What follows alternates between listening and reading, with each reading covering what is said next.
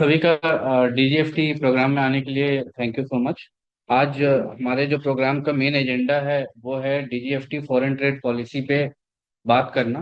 और क्या क्या पॉलिसीज है डीजीएफटी का एक्सपोर्ट को लेके, एक्सपोर्ट कॉम्प्लायंसेस को लेकर, उसको हम जानेंगे। तो सबसे पहले मैं श्री कुमोद कुमार जी को वेलकम एड्रेस के लिए बुलाना चाहूँगा। बहुत बहुत धन्यवाद प्रणव जी। मैं आज के इस कार्यक्रम को विजन करने के लिए दिल्ली चैम्बर ऑफ कॉमर्स को धन्यवाद देता हूं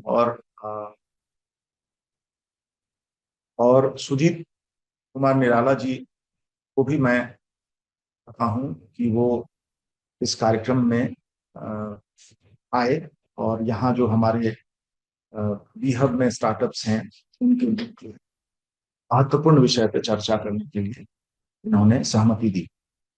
मैं हमारे जितने भी स्टार्टअप हैं जो ऑनलाइन भी जुड़े हुए हैं और यहाँ भी हैं, उन सबका भी धन्यवाद देता हूँ और मैं विशेषकर धन्यवाद देता हूँ चंद्रगुप्त प्रबंध संस्थान के निदेशक डॉक्टर राणा सिंह जी का कि वो भी अपने अत्यंत बिजी शेड्यूल के बावजूद वो इस कार्यक्रम में आए। मैं इस बात को भी आश्वस्त करना चाहता हूँ कि पीएचडी चैम्बर ऑफ कॉमर्स हमेशा इन इस तरीके का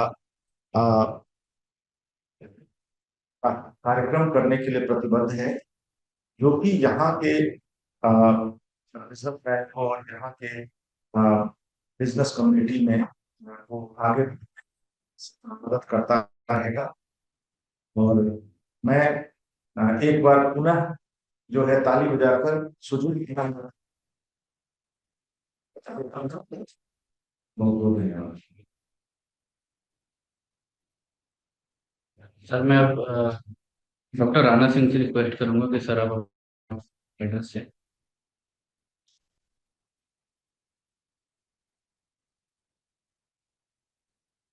Good morning, everyone. It's indeed a pleasure, privilege, honor, and delight to extend a warm welcome to Sujit Kumar Nirala sir, who is FTDU as DDRT office based at Kolkata. I'm thankful to PhD Chamber of Commerce in general and Mr. Pranav Singh ji in particular, who was the President Director for Bihar and Jharkhand. And it's important for us to understand that foreign trade is playing a phenomenal role in the growth trajectory of the country. And it's important for us to understand how we, as CIMP, BIF, and BHUB and CIMP together can join hands with the DGFT office to understand what are the various schemes, programs of DGFT, and how we can leverage the existing programs and schemes. What are the programs which can enable the entrepreneurs and startups to strengthen their knowledge, skills, and competencies to further their strength in the process of ensuring exports and imports? It's important for us to understand that most of the processes at DGFT office have been digitized and they are online. Right from getting the IEC code, importer exporter code, there are series of programs under the Niryat Bandhu scheme. Most of the programs have been recorded for the existing startups and other stakeholders of the international trade community. Right from understanding about Incoterms, what are the Incoterms, what are the compliances to be made, what are the formats to be used, how to make application online, code. India Trade Portal is an impressive portal to showcase the trade statistics of the country. What are the imports and exports being done from India? How the startups are playing a phenomenal role? What are the various process compliances to be done? So it's important for us to understand the various challenges and opportunities in the domain of international trade and how we as startups can understand the challenges, implications, complications, and ramifications to minimize the risks associated to import and export. Sometimes, a lot of us, we have a fear psychosis. It's a very cumbersome process. No, let me help you understand, all of you, that import and export has become a lot more simpler, easier, convenient, and conducive to the startups in general, and also to the other trade bodies, especially the international trade stakeholders. So it's important for us to understand the finer nitty-gritties of the process, procedures, and we are delighted to inform all of you that a government official traveling all the way from Calcutta to come to Bihar to help all of us understand what is DGFT office to offer to all of us as startup community stakeholders, and how we can ensure better compliance to the import and export processes, and how we can leverage the various schemes, policies, programs, and procedures so that we can become successful in the domain of international trade. We once again welcome you, sir. The background. Now I would request Mr. Sujit Kumar Nirala to kindly address. Can be bilingual in English to Tamil. हम तो हिंदी में बहुत बड़े sir काफी लोग online भी हमारे साथ जुड़े हुए हैं. They all are startups. Approx 50 plus startups are connected with us online also. धन्यवाद सभी को, और इतना बढ़िया प्रोग्राम के लिए सर ने, जैसे CMPI है और PHD से के सौजन्य से ही हम लोगों ने DGFT को भी इनवाइट किया, और इसके लिए हम काफी धन्यवाद देते हैं सभी लोग. DGFT, पहले तो DGFT का ऑफिस हमारा पटना में भी था, मगर 2019 से ये ऑफिस हमारा कलकत्ता ऑफिस के साथ मर्ज कर गए. तब से बिहार के लोग सारे चीज तो ऑनलाइन हो गए हैं, और ऑनलाइन होने के बाद फिर भी हम लोग मैंने काफी कुछ बीच बीच में यहाँ निर्यात बंधु स्कीम के माध्यम से भी लोगों को अवेयरनेस चलाते हैं.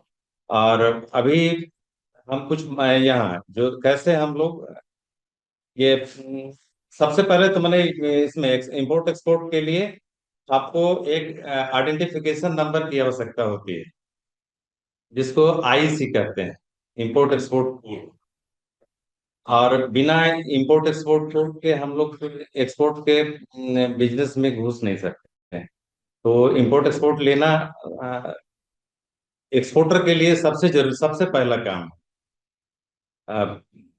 आपको एक रजिस्टर्ड फर्म होनी चाहिए, और फर्म के नाम से बैंक में अकाउंट होनी चाहिए.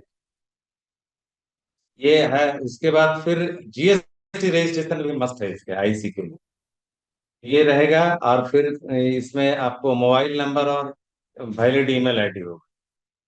इसके माध्यम से DGFT के साइट पे जाके dgft.gov.in पे जाएंगे, और फिर अप्लाई IC करेंगे. अप्लाई IC, जिसमें आपको फिर ईमेल ID और मोबाइल नंबर को वैलिडेट करके फिर वो प्रोसेस में आगे बढ़ेंगे.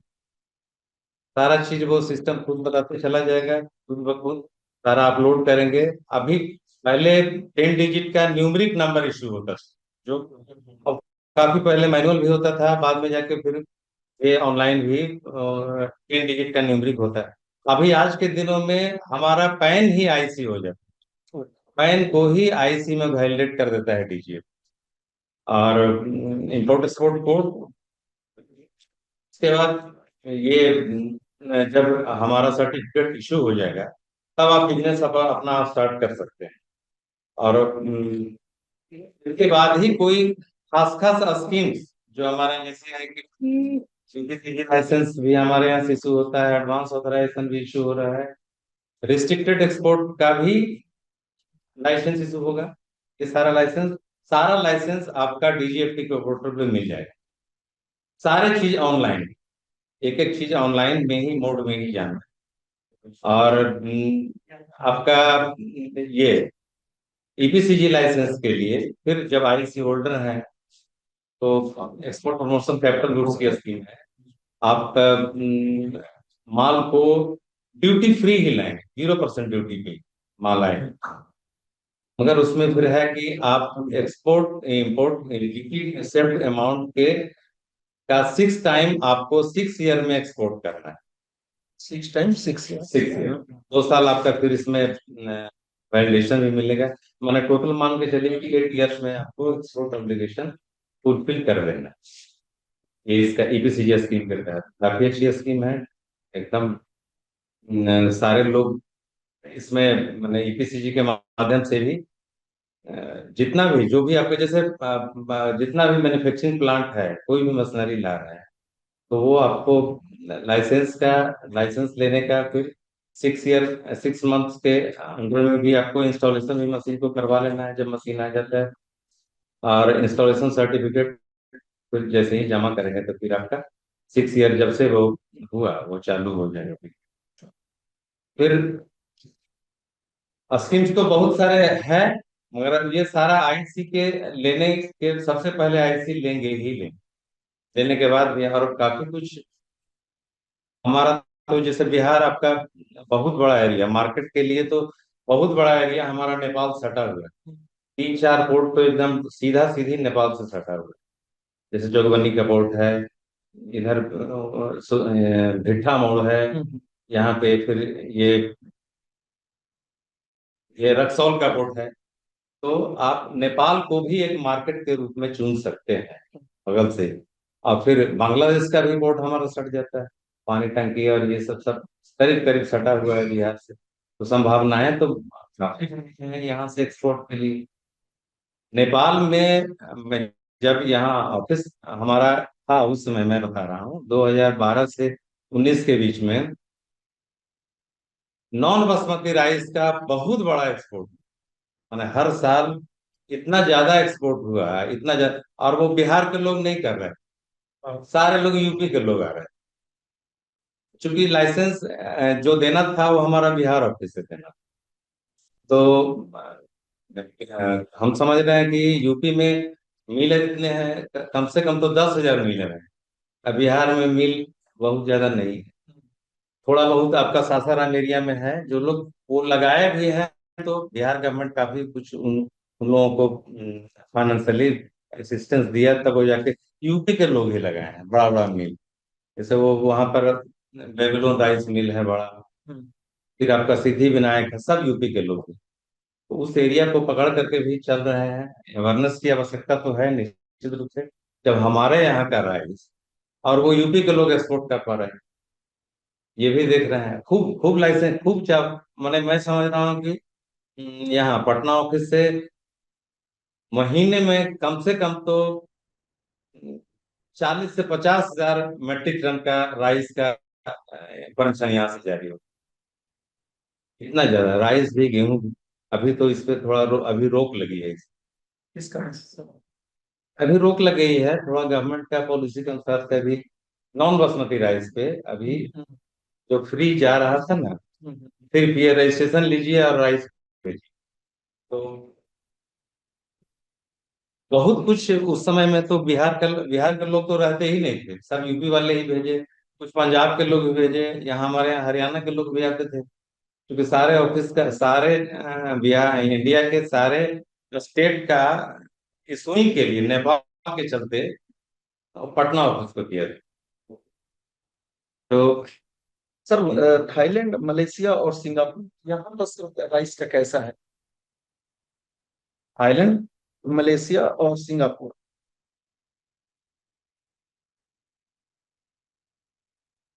अभी मलेशिया मलेशिया का तो है। बहुत सारे एक्सपोर्टर लोग मलेशिया के लिए आपका एक रजिस्ट्रेशन लेनी है उसमें, क्वांटिटी रजिस्ट्रेशन का। जब भी कभी वो रजिस्ट्रेशन सर्टिफिकेट हमारा डीजीएफटी के साइट पे भी मिल जाएगा। वो आप registration certificate for export of rice, wheat, cotton, ये है उसका। तो सिंपल है, आईसी होल्डर जो भी हैं, आईसी होल्डर अपना वो जो आईसी होल्डर है वो रजिस्ट्रेशन सर्टिफिकेट ले करके आप भेज सकते हैं अपने मटेरियल। या पीडा की मेंबरशिप की बात कर रहे हैं? नहीं नहीं नहीं, हमारे यहाँ जो है डीजीएफटी में आपका जो भी मैंने ऑपीडा को भी दे दिया, बहुत सारे चीज को ऑपीडा को भी दे दिया। बहुत सारे चीज निकलते निकलते जैसे अभी इसमें से निकल करके फिर वहाँ कॉमन प्लेटफॉर्म है घुसने के लिए, वहां से फिर डाइवर्ट करता है। अभी अभी ऑपीडा को भी दिया इसका। तो फ्री था उस समय जब रजिस्ट्रेशन में हम लोग डीजीएफटी दे रहे बीजेपी राइस और व्हीट दोनों का।